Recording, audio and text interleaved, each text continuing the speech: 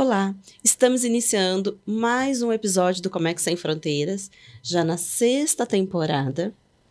E, como sempre, a Crow, o Comex Sem Fronteira, vem trazendo para vocês assuntos, temas que não são apenas sobre comércio exterior, mas muito além. Falamos sobre estratégias, sobre resiliência, sobre como mudar o seu negócio e vencer desafios, superar desafios. E nada melhor do que o nosso convidado de hoje para falar sobre vencer desafios, transformar desafios em sucesso. Comigo hoje está o Fernando Kalash, que é uma pessoa muito especial. Obrigado. Além de nosso parceiro, é um exemplo de empreendedor. Fernando, para quem não te conhece ainda, você pode se apresentar? Olá, Cris. Muito obrigado pelo convite e por me chamar de especial. Mas você é especial, é um exemplo de empreendedor. Eu sou o Fernando, eu tenho uma empresa de coffee break e eventos corporativos em São Paulo.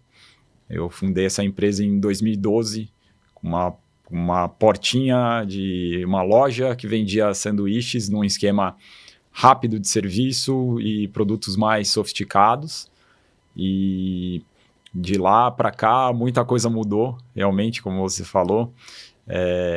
E a empresa vem crescendo organicamente ali, mais de 50% ao ano. Hoje nós somos em 118 colaboradores, mais de 500 grandes empresas atendidas, mais de 70 eventos atendidos por dia. E o negócio foi tomando uma proporção maior, e então tem bastante história para contar.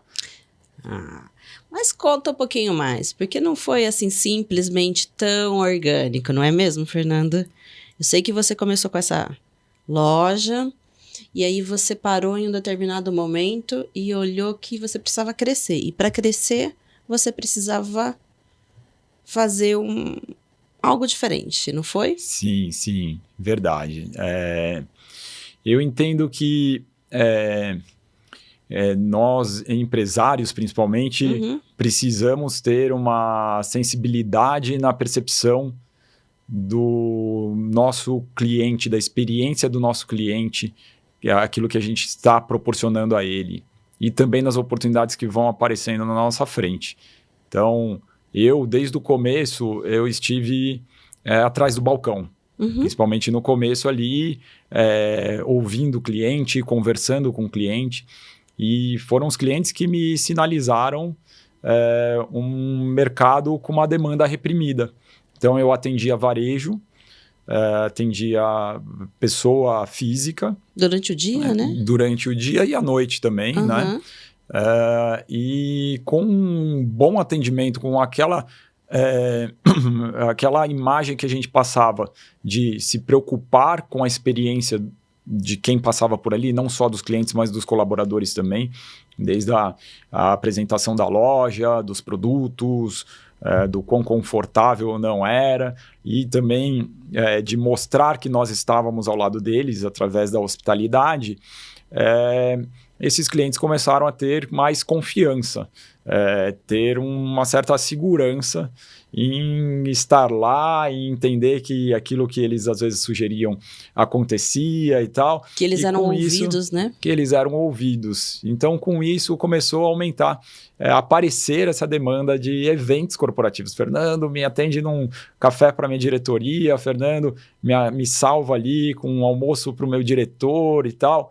E eu, com o mesmo modelo de negócio, o mesmo propósito daquilo que da razão por eu ter aberto o meu negócio, mudei basicamente o canal de vendas. O que eu quero dizer com isso? Desde o começo, o propósito do negócio foi fazer da hospitalidade, que é esse ato de mostrar que você está ao lado, mostrar que você se importa, um ciclo virtuoso em nossas vidas. Então, essa foi assim, a razão de abrir aquela pequena lojinha. E o modelo de negócio sempre foi baseado em oferecer e se preocupar muito com a experiência. Esse era o seu principal valor, né? Sim, hospitalidade como principal valor. e um modelo de negócio de oferecer produtos de qualidade e um serviço ágil, confiável e gentil. Então, o que aconteceu foi que nós mudamos o canal, né? Mas não mudamos esse propósito, não mudamos exatamente o modelo de negócio. Foi aí que, como você costuma dizer, você pivotou ali Sim. Fechou a loja e partiu para esse segmento, né? E foi onde você começou a crescer ainda mais, né? Perfeito. Daí, de lá em diante, a gente, de fato, começou a crescer. Aquela lojinha, ela enchia, o plano inicial era transformar aquilo numa grande rede de pequenas lojas, mas o entendimento do mercado, o ouvido aos clientes, essa percepção da experiência ali, fez a gente ir para um caminho um pouco diferente, atendendo B2B, empresas, e assim, mais de 97% do nosso faturamento é para corporativo mesmo, Sim. Venda para empresa. E você atende grandes empresas, né? Que eu conheço, tenho o prazer de conhecer, você atende grandes grupos e grandes empresas, inclusive, hoje. Sim. Boa parte são grandes empresas, algumas multinacionais. Desde a pequena, desde as grandes, né? E legal aqui falar, Cris, que nenhuma eu tenho contrato fixo de fornecimento. Todos são pedidos sob demanda. Eles são recorrentes, então, eles confiam, pelo seu trabalho, né? São recorrentes pelo nosso trabalho, E algumas pedem todo dia, outras pedem toda semana, outras chegam a pedir até uma vez a cada 3 meses. Não deixa de ser um cliente ativo. Sim, mas eles confiam na gente e a gente tem um reconhecimento legal no mercado. E que ano foi isso que você começou? Eu comecei em 2012. Mas que você fez a primeira... Que eu fiz essa virada foi quase virando 2014. Legal. Então, foi quase 2 anos depois, basicamente 2 anos depois, eu fiz essa virada. E 2020? 2019, 2020, com a pandemia, como é que ficou esse mercado? 2020 foi triste, foi desafiador, vamos dizer assim. Olha, eu até trouxe aqui uns dados, me corrige, né? Só para exemplificar aqui para o nosso público. Todo mundo se lembra e ainda é presente, né? Infelizmente, na memória de todos, e ainda muitas empresas sentem os reflexos desse momento, mas eu trouxe aqui uma colinha, um estudo que 90% das empresas ligadas ao comer fora, a eventos, eu vou chamar assim de comer fora de casa e promoção de eventos, elas tiveram uma queda em torno de 50% a 70% no seu faturamento inicial. E cerca de 50% dessas empresas chegaram a fechar. Né? Isso são dados que a gente tem aqui da Abracel e também do IBGE. Como você fez para crescer? Porque você cresceu nesse momento, né? A gente, ainda por ser uma empresa focada no público corporativo, a nossa queda foi inicialmente de 100%.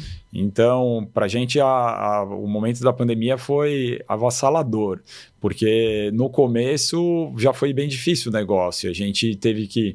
eu tive que pegar dinheiro emprestado por um tempo, sem saber exatamente se o negócio ia dar certo ou não, mas eu tinha um custo fixo baixo, uma estrutura pequena.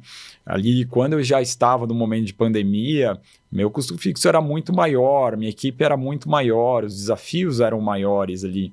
A responsabilidade, e de repente, né? Do dia para a noite, responsabilidades, do dia para a noite, o nosso faturamento vai a zero. Então, assim, o que eu fiz para me manter vivo foi não parar, não ficar acomodado. Eu negociei com o proprietário do imóvel, que foi muito gentil e compreensivo com a gente. Já fui atrás de algumas marcas para fazer parcerias de negócio. E daí novamente pivotei de novo ali, fui para público final, atacando pelo iFood, tá? Então a gente passou a fazer uma venda muito direcionada ao público final através do iFood, investimos bastante em comunicação, remodelamos nossa identidade visual, E aquilo ficou muito legal. Então, embalagens, a forma que se comunica, os produtos, porque é diferente você vender para alguém que está fazendo um evento para outras pessoas e você vender para aquela pessoa que vai consumir. Então, para a gente remodelou, transformou, foi realmente um sucesso ali a nossa operação.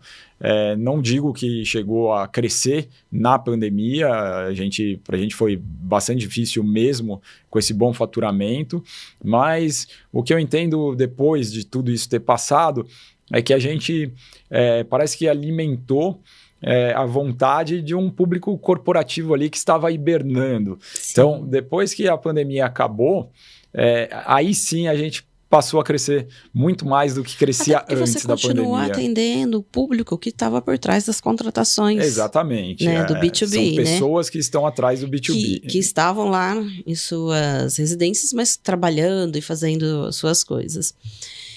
Foi nesse momento, Fernando, que você começou a olhar para outras estratégias também? Porque daí você começou a ampliar, né, a sua visão. O mercado nacional simplesmente começou a não bastar mais para você. Que momento foi que você entendeu que a importação poderia fazer sentido para você? Perfeito.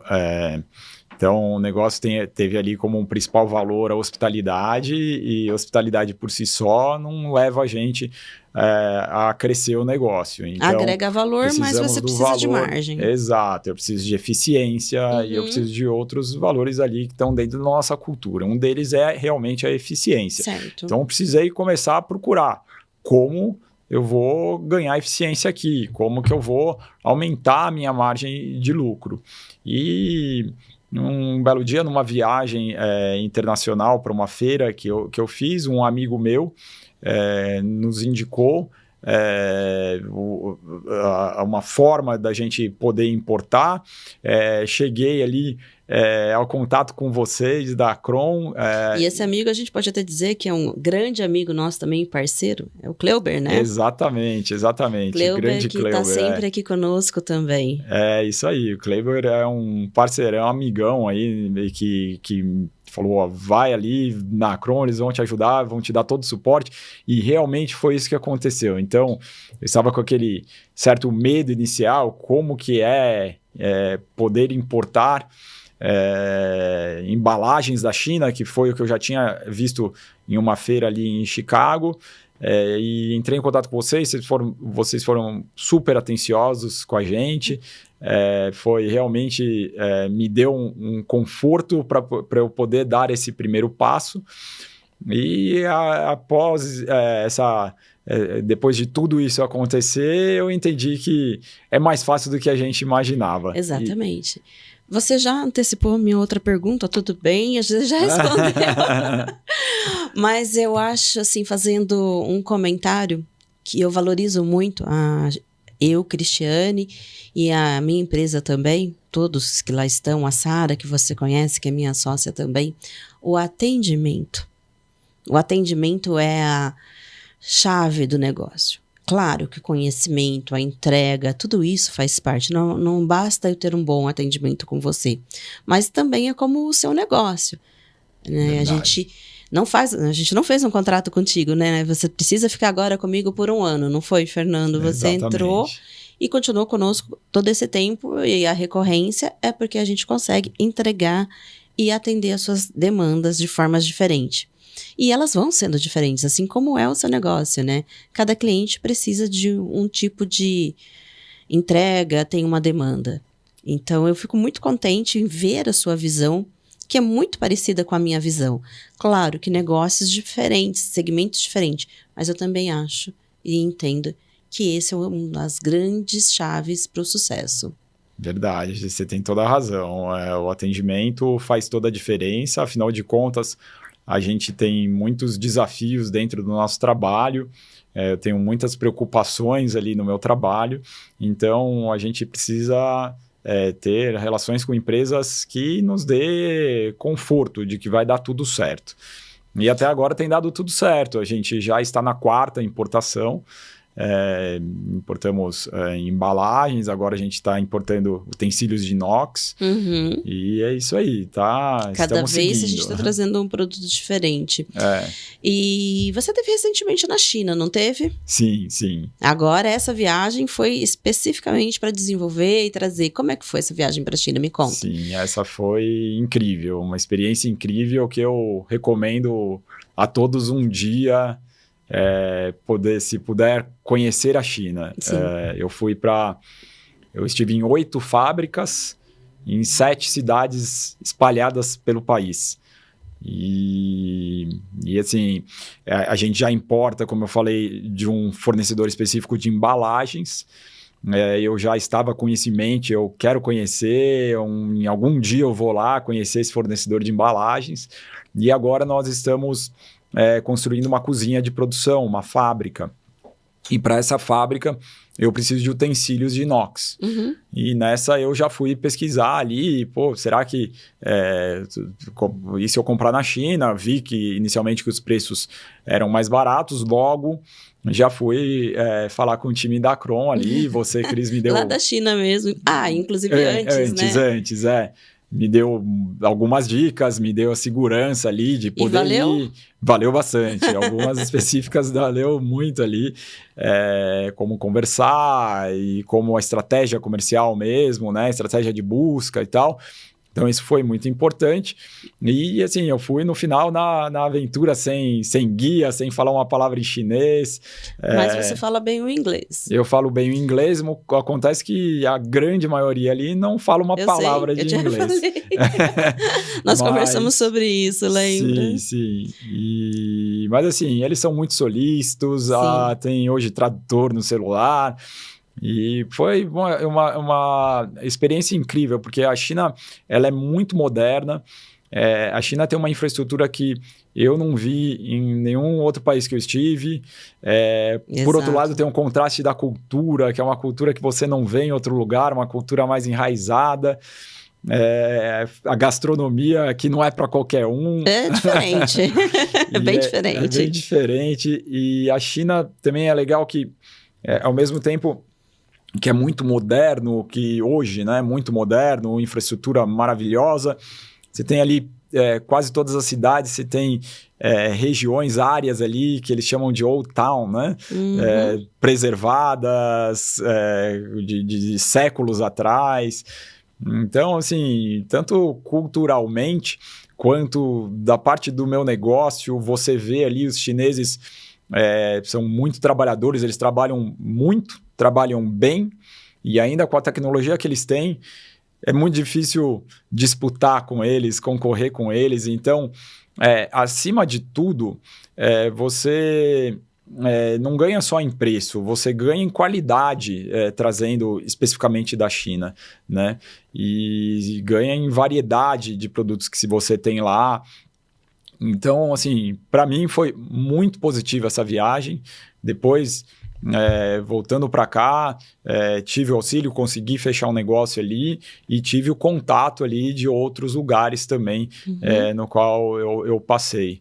Então, foi realmente muito positiva essa viagem. Voltei bem diferente. E não é só negociar, ver produtos, entender sobre o que está de tendência de mercado, né? Porque eles vêm à frente com as tendências em produtos.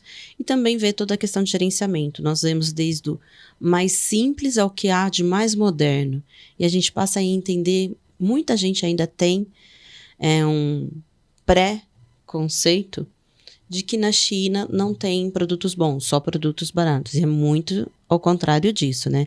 Na China você encontra tudo de acordo com o que você deseja. Você quer qualidade?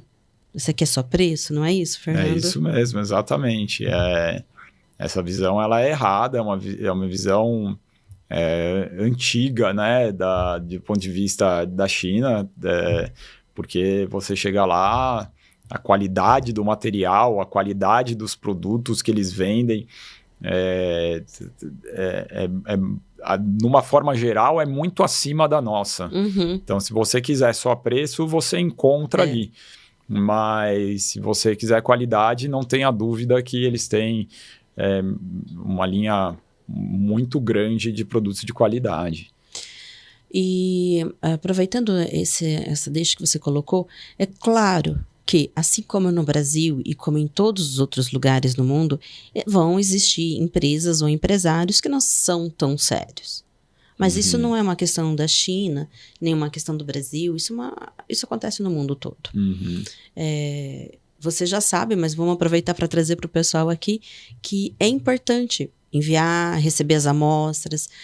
No pré-embarque, se você está conhecendo o fornecedor pela primeira vez, fazer uma análise, pedir uma inspeção pré-embarque para você ter certeza do seu produto. É importante você fazer esse acompanhamento.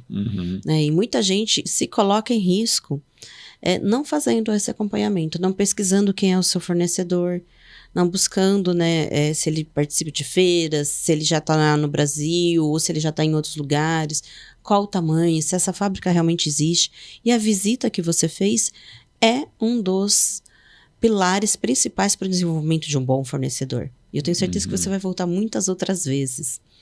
E além disso, agora na continuidade, é ter uma equipe lá que possa te auxiliar. Se você já não tiver a sua equipe, você vai contratar para auxiliar. E esse é um ponto-chave que eu coloco sempre para o pessoal. Gente, não embarque no escuro. Não vá confiando 100%. Receba suas amostras, analise e pelo menos no primeiro, no segundo embarque, peça uma vistoria pré-embarque para você ter certeza do produto que você comprou, se ele está ali mesmo, antes de você fazer o 100% do pagamento. Sim, perfeito, é isso mesmo. De uma forma geral, eles passam bastante confiança, passam uma visão de serem muito honestos, mas é óbvio que você está lidando com pessoas, ser humano, então não dá para saber exatamente se aquilo vai ser certo que vai dar, que vai dar certo. Então você precisa se cercar de alguma forma, tendo uma inspeção ali e tendo inclusive uma comunicação clara ali com o fabricante direto, vai mandando foto, vai mandando vídeo, mas ter alguma auditoria daquilo que está sendo embarcado, eu considero essencial, porque a gente está falando de volumes e valores altos, né? Se você fosse dar uma dica hoje para quem quer começar a importar, essa seria uma das dicas. Sim, essa é uma das dicas. A outra é procure uma empresa que te dê toda essa assessoria. Não tenta ir sozinho fazer isso. Foque no seu negócio, foque nos seus desafios e procure uma empresa que te dê toda essa assessoria. E comprar da China, você tem algumas condições ali, dependendo do que você vai importar. Se for importar um container inteiro, você precisa ter espaço, obviamente, para poder fazer esse estoque. Ótima colocação. Se você não tiver capital de giro para bancar isso à vista, existem formas Sim. de você poder fazer isso, se eu não me engano, inclusive com vocês, né? A gente tem dentro do hub de empresas do qual a Acron possui, a gente tem realmente, né, empresas para viabilizar ou para alavancar o fluxo de caixa inicial. Tá. E realmente vale muito a pena. Além disso, é o que você falou, né? Se você não precisa começar importando um container todo, você pode importar meio container, algumas pallets, para você começar a sua importação, né? Esse é um grande mito, que as pessoas acham que precisam começar importando muito. Mas elas podem começar importando menos. E aí vai crescendo.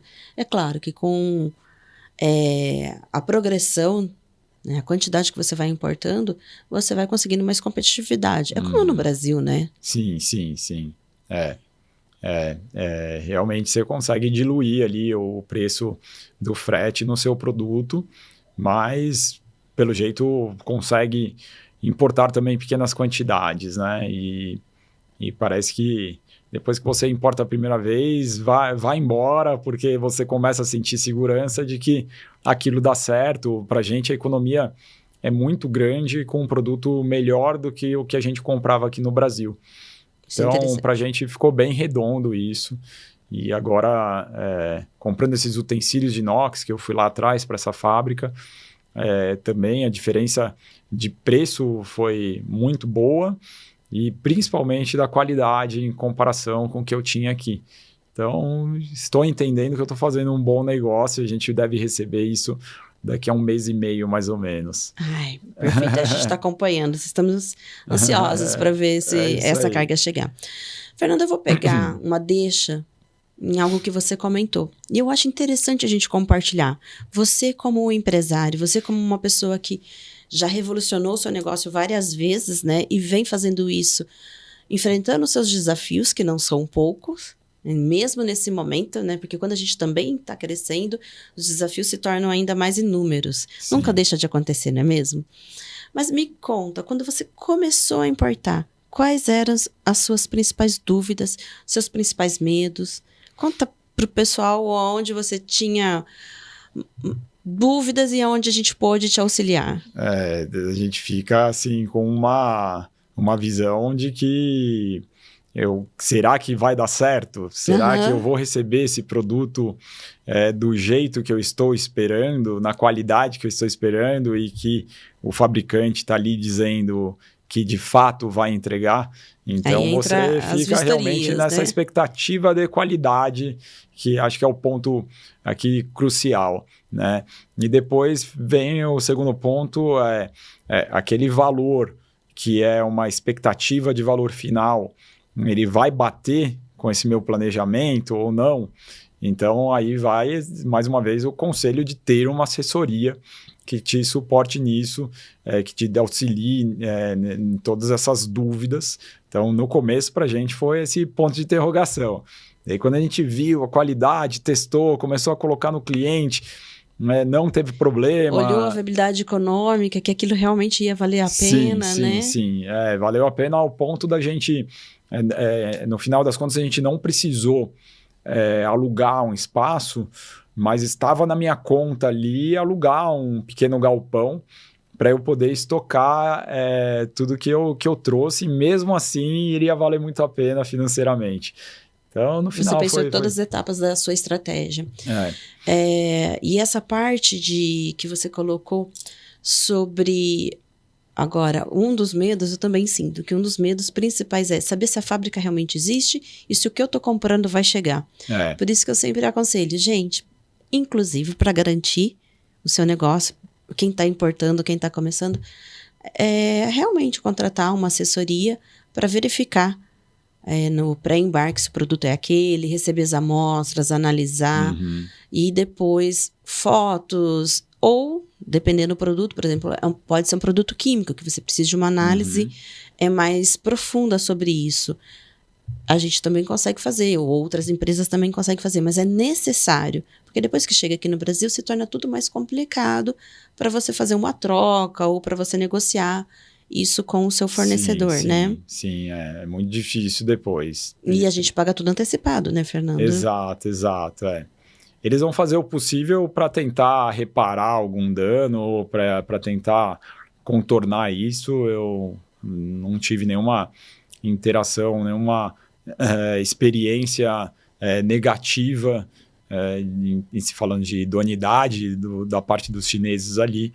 Mas o transtorno é muito grande, porque você já pagou todo o frete, já chegou até aqui e tal. Já pagou então, os realmente tributos, precisa tudo, né? ter segurança de que o que está saindo dali é o que você espera. Exato. E você pontuou muito bem. Não significa que é uma falta de idoneidade. É sim, às vezes, apenas algum erro que pode acontecer. E por isso que é tão importante fazer essas vistorias no pré-embarque, né? Para a gente garantir. E... quais são as perspectivas do Fernando para o próximo ano de crescimento? Você já começou a me contar aqui um pouquinho que vocês estão abrindo uma fábrica também, está em construção no momento, né? Ela já vem para 2026 ou até antes? Para antes. Tudo indica que entre novembro e dezembro a gente já consiga mudar e já conseguir operar ali, né? Então, essa fábrica ela vai ser um suporte de abastecimento para a nossa unidade de finalização, que hoje é a nossa fábrica e finalização, e para poder dar suporte também à ampliação geográfica do negócio. A gente já está atendendo Barueri, Alphaville, né? Que tem muitos escritórios ali do lado de São Paulo, Isso já ampliando ali, nós vamos também construir um hub ali de finalização e passar a atender outras cidades do Brasil também a partir de 2026.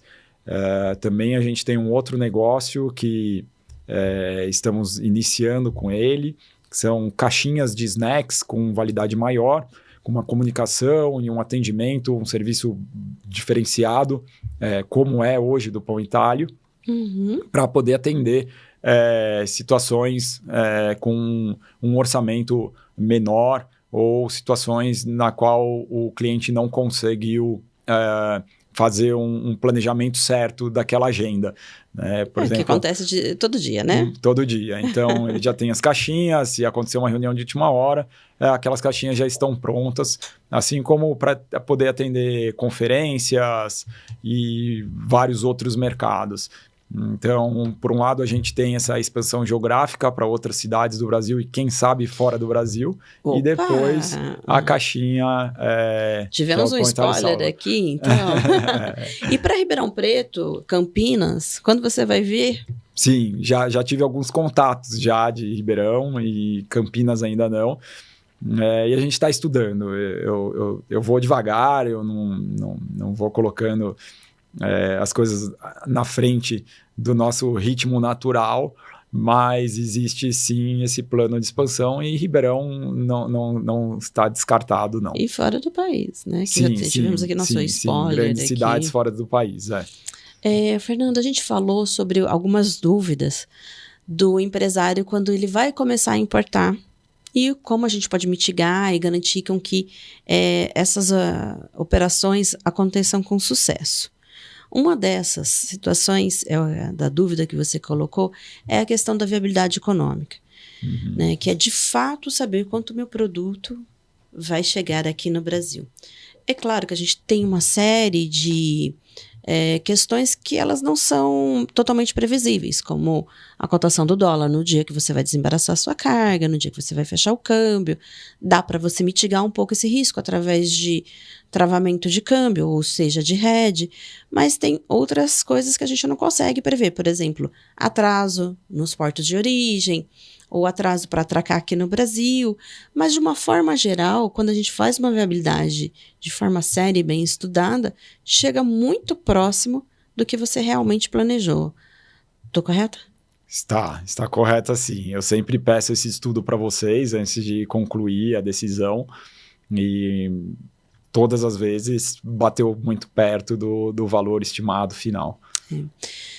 Eu quero até fazer um alerta para o pessoal, você deve ver todos os dias também, a gente vê na internet, especialistas de internet, como eu costumo dizer, especialistas de mídia, falando sobre importar da China, mas eles não analisam de uma forma coerente. Eu já estive em palestras onde a pessoa falou assim, coloca aí mais ou menos uns 50%, 100% em cima, ou 30%, e não analisa o produto do cliente, não analisa a demanda real do cliente, para quem você vai vender, o seu regime tributário. Na verdade, eles só chutam. E isso, para mim, é uma tristeza, é uma vergonha alheia. E é por isso que eu pedi para você comentar sobre isso, porque é realmente importante.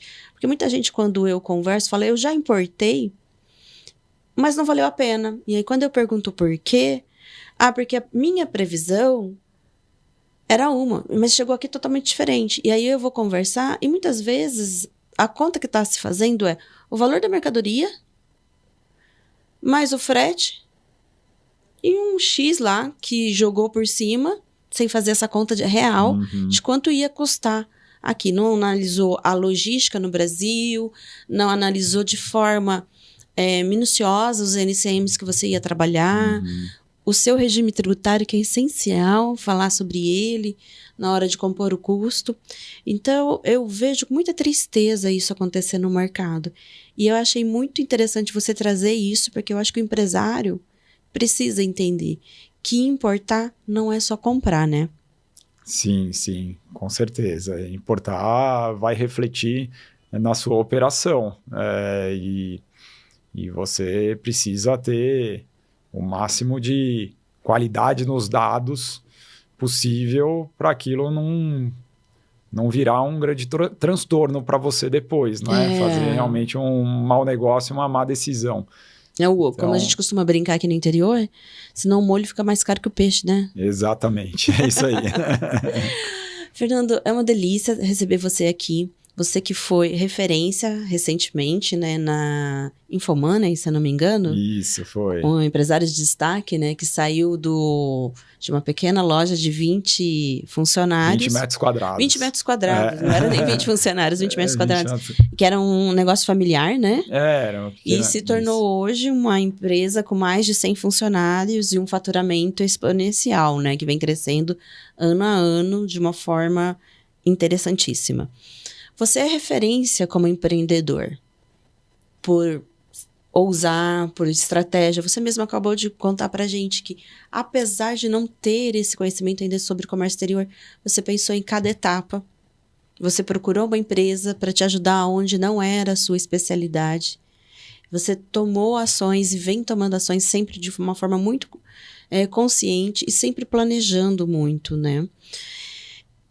Com base nisso, independente sobre o segmento do empreendedor ou se ele quer importar ou não quer importar, que conselho você daria hoje para quem está já empreendendo há algum tempo, mas está passando por desafios, né? A nossa política, a nossa geopolítica no momento, ela está fazendo com que o Brasil passe mais uma vez por desafios econômicos, por causa do tarifaço ou por outros motivos.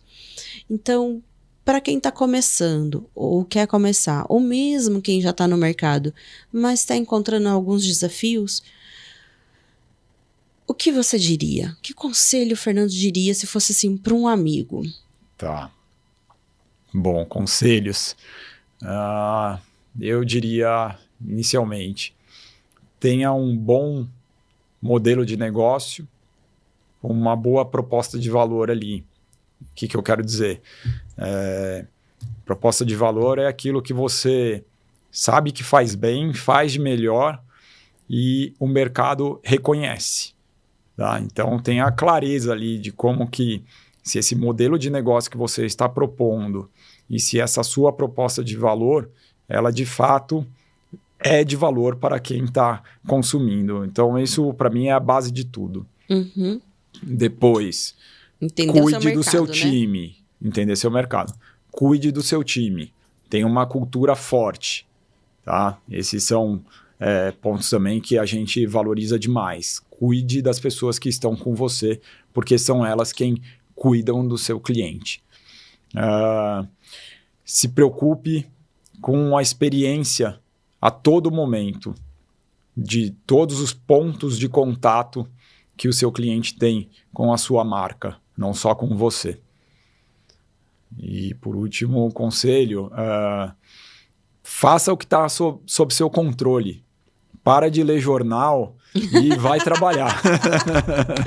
Muito bom, Acho muito que é mais bom. ou menos isso. Para de olhar para o copo vazio e comece a enxergar o copo mais cheio, né? Isso, vai lá e faça o seu melhor, faça o que está sob seu controle, é isso que eu acho. Sensacional. E isso fala muito sobre a pessoa que está atrás do CEO, a pessoa que está atrás de todo esse negócio, né? Porque você vem desde muito cedo trabalhando, né? Você, se eu não me engano, é de uma família libanesa e desde muito cedo você trabalhou junto com seus pais e enfrentou os desafios e viu como era o dia a dia. Sim, sim. Desde pequeno eu já quis ter algumas oportunidades de trabalho. Depois eu trabalhei em bares, restaurante, balada, tal, antes de me formar. Depois viajei, morei um pouco na Espanha, trabalhei lá também. Depois me formei em hotelaria, fiz administração de empresas e fui trabalhar numa indústria do meu pai de calçados. Fiquei lá um tempo pegando experiência de gestão, sentindo na pele ali o que era empreender. Foi um estágio ali de empreendedorismo e depois eu fui abrir o negócio no setor que eu tanto gosto, que é o setor de hospitalidade. Fernando, muito obrigada por compartilhar dicas valiosas e por falar a verdade. Sem, né? Como que eu vou dizer? Colocar laços, na verdade, né? Falar a verdade nua e crua do que realmente é necessário. Eu também acredito muito na força do nosso empresário, na força das pessoas, do brasileiro. E, em primeiro lugar, aqui na Acron, e já encerrando esse episódio, eu gosto sempre de comentar o quanto a gente apoia, o quanto a gente fica feliz em ver empresas, pessoas como você empreendendo e seguindo firme. Porque o nosso país, ele é feito por pessoas. Não adianta você ficar aqui esperando que o governo faça isso, local, né, nosso governo local, ou um governo no exterior. A gente precisa sempre estar fazendo a nossa parte. Né? Isso mesmo. Então, empreender, muitas vezes, né, claro, olhando para o meu negócio, aliado ao comércio internacional, faz com que você conquiste muito mais sucesso do que você imagina. Ao invés de você ficar ali no seu dia a dia, ó céus, ó vida, vai empreender, vai entender ou vai ser um profissional diferenciado no mercado. Então, parabéns mais uma vez e obrigada por compartilhar o seu conhecimento e a sua história conosco. Eu sei que tem muitas outras coisas aqui. Eu queria hoje te perguntar também sobre como que foi sua experiência na China, das comidas, mas isso fica para um outro dia. Exato, eu sei que tem um monte de história interessante e engraçada aí, né? Tem bastante história. Obrigado, Cris, pelo convite e obrigado pela oportunidade. E para você que nos acompanhou até agora, eu peço para que você curta aqui na nossa página, clique aqui no sininho no YouTube, acompanhe os próximos episódios. Temos outros episódios fantásticos para você também analisar e verificar sobre o comércio exterior, sobre empreendedorismo, sobre estratégia. Continue nos acompanhando. O próximo episódio também já temos um tema sensacional. Eu acredito que vocês vão gostar muito. A gente vai falar um pouco sobre o tarifaço, sobre como também, novamente, vencer esses desafios. Aqui a gente fala sobre Comex, sobre empreendedorismo, sobre desafios a serem vencidos e como nós podemos ajudar vocês no dia a dia, se vocês precisarem. Se vocês precisarem, por favor, entre em contato conosco. E até o próximo episódio.